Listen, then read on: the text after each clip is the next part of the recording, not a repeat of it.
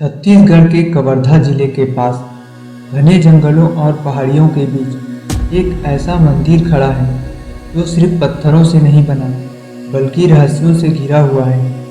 इसे लोग कहते हैं छत्तीसगढ़ का खजुराहो। लेकिन सवाल ये है, क्या ये सिर्फ एक उपनाम है या इसके पीछे कोई गहरी कहानी छुपी हुई है। कल्पना कीजिए, आज से लगभग 1000 साल पहले का समय। न पक्की सड़कें, न मशीनें, चारों तरफ सिर्फ जंगल और जंगली जानवरों की आवाज़ें। ऐसे समय में इन विशाल पत्थरों को तराशा गया। हर मूर्ति, हर नक्काशी हाथों से बनाई गई। आखिर इतने सुनसान स्थान पर इतना भव्य शिव मंदिर बनाने की जरूरत क्या थी। कहा जाता है कि 11वीं शताब्दी में नागवंशी राजाओं ने इस मंदिर का निर्माण कराया, लेकिन कुछ इतिहासकार मानते हैं कि यह स्थान उससे भी पुराना हो सकता है। क्या यहाँ पहले से कोई साधना स्थल था।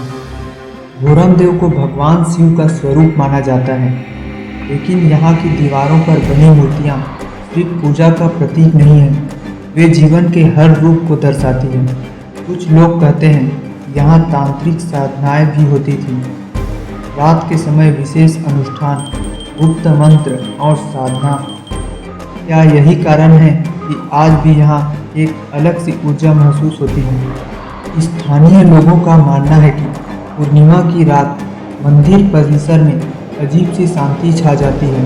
कुछ ग्रामीण बताते हैं कि देर रात हल्की घंटियों की आवाज़ सुनाई देती है, हालांकि वहाँ कोई नहीं होता।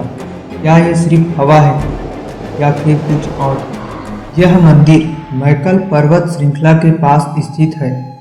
चारों तरफ हरियाली, तालाब और पहाड़।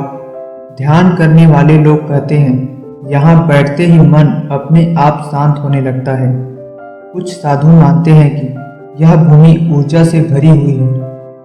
लेकिन क्या ऊर्जा सिर्फ विश्वास से पैदा होती है या सच में कुछ अलग है यहाँ। एक लोक कथा कहती है कि एक नागवंशी राजा युद्ध में हार के बाद यहाँ आया।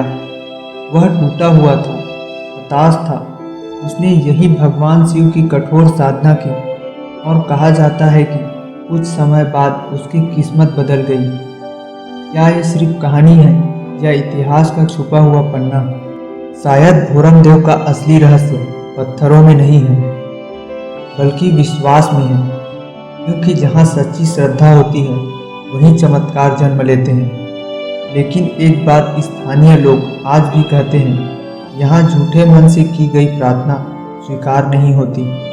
भोरमदेव मंदिर सिर्फ एक ऐतिहासिक धरोहर नहीं बल्कि छत्तीसगढ़ की आध्यात्मिक पहचान है। लेकिन इस मंदिर से जुड़ा एक और रहस्य है, जिसमें कहा जाता है कि यहाँ एक गुप्त सुरंग हुआ करती थी। क्या वो सच है?